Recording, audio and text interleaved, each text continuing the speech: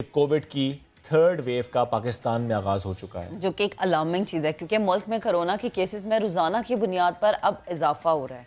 2 रोज पहले पंजाब के लिए आर वैल्यू 1.28 थी। इसका मतलब यह है कि आबादी में तेजी से वबा की मुंतकिली हो सकती है।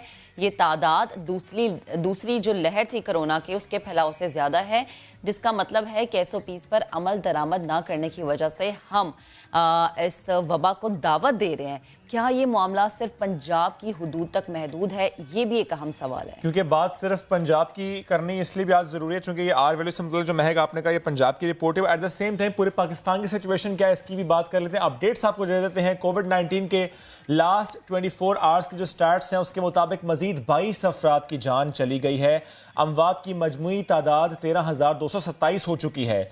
24 घंटे में 34,347 टेस्ट किए गए हैं। NCOC के मुताबिक 1,592 नए केसेस रिपोर्ट हुए हैं। मुल्क में अब तक सामने आने वाले कोविड-19 के केसेस 5,92,100 हो गए, तकरीबन 6 लाख ही होने वाले हैं। एक्टिव केसेस इस वक्त हैं जनाब 18,415। मजमुई केसेस की तादाद जिस तरह मैंने पहले आपको बताया कि 5,92,100 हो चुकी है और फाल केसेस की तादाद 18,415 है। इस मामले पर जब हम बात करें तो चूंकि महक आपने भी जिक्र किया कि पंजाब की बात हम कर लेते हैं, और ये था ना कि पंजाब में अब जो है केसेस दुगने हो गए हैं, तो ये एक चीज़ है कि क्या कंट्रोल नहीं हो पा रहा या ये फैल इतना गया, इसका फैलाव इतना हो गया। इसी पर बात करने के लिए हमें ज्वाइन किया कैप्टन रिटायर्ड मोहम्मद उस्मान साहब ने। उस्मान साहब, बेहद शुक्रिया आपके वक्त का। Good morning. इस वक्त पंजाब की जो सूरत हाल है, आबादी के लिहाज से सबसे बड़ा सूबा है पाकिस्तान का, वहाँ ये सूरत हाल क्यों है? रोज़ाना की बुनियाद पर केसेस में क्या वाकई इजाफा हो रहा है? और अगर इस इजाफे की वजह ये कि SOPs पे अमल दरामद नहीं हो रहा, तो फिर उस अमल दरामद ना होने की क्या वजह है? जी, ये बिल्कुल आपकी दुरुस्त ऑब्जर्वेशन है। ये हमारे मुशाहिदे में है ये बात कि 1 मार्च से तकरीबन रोज़ाना की बुनियाद के ऊपर हमारे केसेस जो हैं उसमें इजाफा देखने को मिला है। 1 मार्च को 629 केस थे और कल हमने 1,000 का जो एक नंबर है वो क्रॉस किया। और 1,000 का जो ये नंबर है ये तकरीबन हमने 8 माह के बाद क्रॉस किया। इससे पहले ये ग़ालिबन 3 या 4 जुलाई को हमने 1,000 केसेस रिपोर्ट किए थे। तो ये बिल्कुल दुरुस्त मुशाहिदा है कि ओवरऑल एक इंक्रीज़ जो है वो देखने को मिल रहा है। और जो इसकी वजह है वो ऑब्वियसली बड़ी वाज़ेह है और बड़ी क्लियर है कि SOPs के ऊपर जो है वो अमल दरामद जो है नहीं हो रहा। जैसे जैसे गवर्नमेंट ये फ़ैसला करती है कि हमने नॉर्मल ज़िंदगी की तरफ गुजारना है, तो उसमें एक चीज़ जो होती है वो कंपल्सरीली इन तमाम इवेंट्स के साथ एसोसिएटेड होती है, वो ये होती है कि हमने SOPs पे बहरहाल अमल दरामद करना है। लेकिन ओवरऑल लोग उसका ये मतलब लेते हैं कि शायद कोरोना ख़त्म हो गया है और कंप्लेसेंसी आ जाती है, जिसकी वजह से हमने ये देखा है कि जब भी गवर्नमेंट ने इस तरह का कोई मेजर लिया है कि हम अपनी इकॉनमी को दुरुस्त सिमत की तरफ चलाएं, तब हमें कोई ना कोई ऐसा इंक्रीज़ ज़रूर नज़र आया जिसकी वजह से कि अल्टीमेटली हमें रोकना पड़ता है ऐसे इवेंट्स को। अब जैसे आपने देखा कि कुछ दिन पहले ये फ़ैसला हुआ कि 15 मार्च के बाद जो है वो तकरीबन तमाम जो नॉन फार्मास्यूटिकल इंटरवेंशंस हैं उनको ख़त्म कर दिया जाएगा। तो वैसे ही ओवरऑल एक आपने इंक्रीज़ जो है वो देखने को मिला और अब तो तकरीबन 6-7 दिन से मुसलसल ये इजाफा जो है वो देखने को मिल रहा है। पंजाब के अंदर जो हमारे बड़े शहर हैं ज़्यादातर लाहौर, रावलपिंडी, फैसलाबाद, गुजरांवाला, गुजरात, यहाँ से ये केसेस जो हैं वो रिपोर्ट हो रहे हैं और इनमें बतदरीज इजाफा देखने को मिल रहा है। ठीक उस्मान साहब, जो सूरत हाल इस वक्त पंजाब की है और जो ट्रांसमिशन रेट इस वक्त पंजाब का है, क्या वही चीज़ें हम बाकी सूबों में देख रहे हैं कि पंजाब की सूरत हाल कुछ मुख्तलिफ है दीगर सूबों के मुकाबले में? देखिए, मैं बाकी सूबों के ऊपर उस तरह से कमेंट नहीं कर सकता, मेरे पास उनका रेडिली अवेलेबल डेटा नहीं है। लेकिन चूंकि हम NCOC की मीटिंग्स अटेंड करते हैं, एक ओवरऑल इंक्रीज जो है वो पूरे पाकिस्तान में बहरहाल देखने को मिली है। मैं ये नहीं कह सकता इस वक्त कि ज़्यादा तेज़ी से इजाफा कहाँ हो रहा है, अलबत्ता ओवरऑल एक इजाफे की सूरत हाल जो है वो नज़र आ रही है। ठीक है उस्मान साहब, जो बिग सिटीज़ हैं पंजाब के जिससे मुतालिक आपने भी जिक्र भी किया, पंजाब है, लाहौर है, गुजरांवाला है, क्या इन हालात को देखते हुए कोई ऐसा फैसला लिया जा सकता है कि इन बिग सिटीज़ में नॉट लॉकडाउन बट सख्ती हो, वहाँ पर इजाज़त ना दी जा रही हो इवेंट्स की, या वहाँ पर ये फैसला लिया जा रहा हो कि स्कूल्स बंद कर दी जाएंगे, ऐसा कोई मामला ज़ेरे गौर है?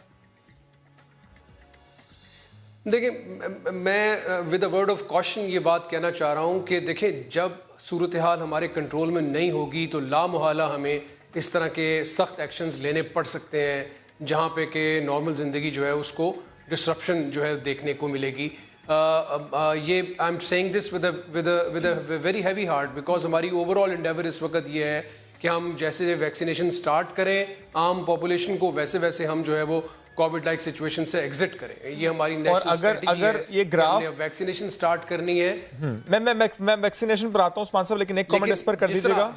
ये जो ग्राफ हम इस वक्त पंजाब का देख रहे हैं, जो आर वैल्यू जिस तरह महक ने भी बताया कि 1.28 थी सर, अगर ये ग्राफ इसी तरह से ऊपर जाता है और इस जो एंटिसिपेट किया जा रहा है तो अगले कितने दिनों बाद आपको लगता है कि सख्त और मुश्किल फैसले लेने पड़ सकते हैं पंजाब से मुताल्लिक? देखिए जी, मैं इस वीक को काफ़ी क्रिटिकली देख रहा हूँ। हमारा ये जो वीक है, इस वीक के अंदर हमारी जो कैबिनेट कमेटी है उसकी मीटिंग्स भी एक्सपेक्टेड है और हमारा जो एक्सपर्ट ग्रुप है वो भी इसके ऊपर मीटिंग्स कर रहा है।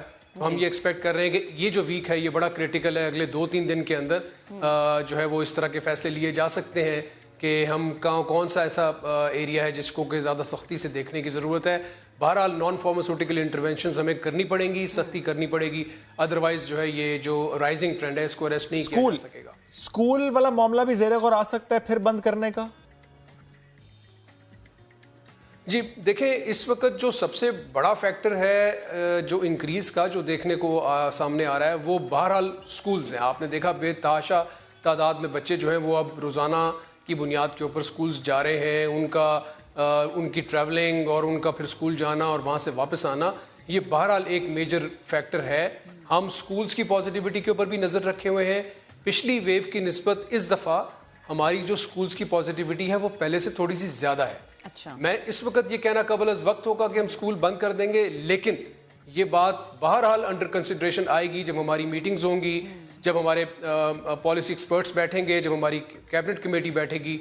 ऑब्वियसली ये अंडर डिस्कशन ज़रूर आएगा मामला कि हमने स्कूल्स को लेके कैसे चलना है। जाहिर है बच्चे और असातिज़ा जो है उनकी सेहत का भी मामला। अच्छा उस्मान साहब, आप वैक्सीनेशन की भी बात कर रहे थे, तो ज़रा ये भी बता दें कि कितने डॉक्टर्स या पैरामेडिकल स्टाफ, कितने लोग ऐसे हैं जिन्हें लग चुकी है वैक्सीन और कितने ऐसे हैं जो रह गए हैं? जी, पंजाब के अंदर अगर हम बात करें तो अब तक हम तकरीबन 85,000 से ज़ायद डॉक्टर्स और पैरामेडिक स्टाफ को जिनका ताल्लुक पब्लिक सेक्टर से या प्राइवेट सेक्टर से था उनको हम ये वैक्सीनेशन लगा चुके हैं। इसके अंदर हमारा लेबॉर्ट्री स्टाफ भी शामिल है, प्राइवेट सेक्टर का लेबॉर्ट्री स्टाफ भी शामिल है और जो हमारे 1122 के लोग हैं वो भी इसके अंदर शामिल हैं। हमने ओवरऑल जो हमारा टारगेट है वो 2,35,000 तकरीबन हमारे हेल्थ केयर वर्कर्स हैं, front line health care workers, जिनको कि हमने फेज़ 1 के अंदर अपनी वैक्सीनेशन करनी है। इसके फ़ौरन साथ ही हम इंशाल्लाह ताला चंद दिनों के अंदर 60 ईयर्स एंड अबव के लोगों की वैक्सीनेशन भी स्टार्ट करेंगे और उसके हवाले से भी हमने अपने तमाम जो बड़े शहर हैं उसके अंदर इंतजामात मुकम्मल कर लिए हैं। ठीक सर, कोई रिफ्यूज़ल केसेस सामने आए हैं डॉक्टर्स और पैरामेडिकल स्टाफ के विद रिस्पेक्ट टू वैक्सीन? लोग रिफ्यूज़ल का लफ्ज़ ज़रूर यूज़ कर रहे हैं, लेकिन मैं यहाँ पर ये बात एक्सप्लेन करना चाहूँगा कि ये रिफ्यूज़ल कम और रिलक्टेंस ज़्यादा है। कुछ लोगों का ये ख्याल है कि ये जो वैक्सीन है, ये वैक्सीन जो इसके बाद आने वाली वैक्सीन है वो ज़्यादा अच्छी है या ये वैक्सीन ज़्यादा अच्छी नहीं है। इस तरह रिलक्टेंस है। रिफ्यूज़ल एज सच मैं नहीं कहूँगा कि कोई बहुत बड़ा रिफ्यूज़ल का कोई केस सामने आया। ठीक है, रिलक्टेंस है, रिफ्यूज़ल नहीं है, नॉलेज की भी कमी है। ठीक है सर, एग्जैक्टली ज़रा नई वैक्सीन है, दैट इज द रीजन। इस पर हमने लास्ट वीक सर सेगमेंट भी किया था कि शायद कुछ डॉक्टर्स ये कहते हैं कि और कोई वैक्सीन आएगी तो वो लगवाएंगे। Thank you very much sir, साथ मौजूद से मुताल्लिक